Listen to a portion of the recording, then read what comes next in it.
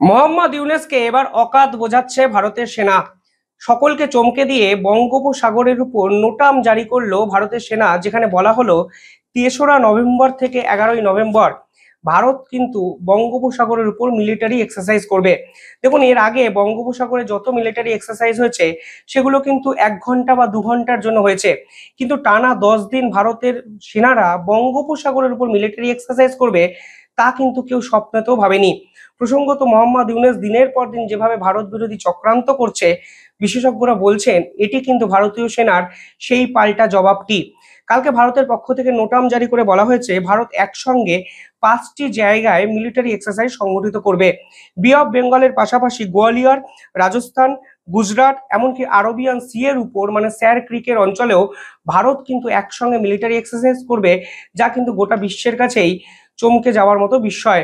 কারণ এই মুহূর্তে স্যার ক্রিকে পাকিস্তান মিলিটারি কিন্তু দিনের পর দিন প্রভাব বিস্তার করতে শুরু করেছে।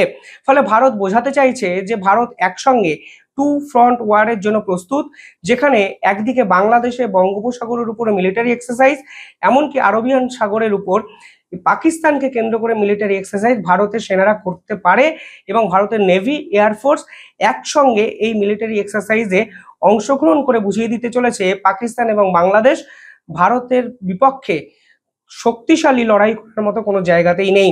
সব মিলিয়ে মোহাম্মদ ইউনূসের ষড়যন্ত্র কালকে সেনাবাহিনী ভেস্তে দিতে যে প্রস্তুত, সেই বার্তা কিন্তু অফিসিয়ালি ভারতের পক্ষ থেকে দেওয়া হলো। দেখুন, এই বিতর্কটি চরম জায়গায় গিয়ে পৌঁছায় যখন পাকিস্তানের জেনারেলকে মোহাম্মদ ইউনূস একটি ম্যাপ তুলে দেন, যেখানে বৃহত্তর বাংলাদেশ গড়ার ডাক ছিল। যে বাংলাদেশের ম্যাপে উত্তর পূর্বের বহু অংশ ভারতের, বাংলা, আসাম এবং মায়ানমারের কিছু অংশকে বাংলাদেশ নিজের ম্যাপে ঢুকিয়ে দেয়। ফলে সেটা ইঙ্গিত করে যে তারা ভারতের সঙ্গে যুদ্ধ যুদ্ধ খেলা খেলতে চাইছেন, যার পাল্টা কিন্তু ভারতের সেনারা কালকে পরিষ্কারভাবে দিয়ে মোহাম্মদ ইউনূসকে অকাত্তা বুঝিয়ে দিল।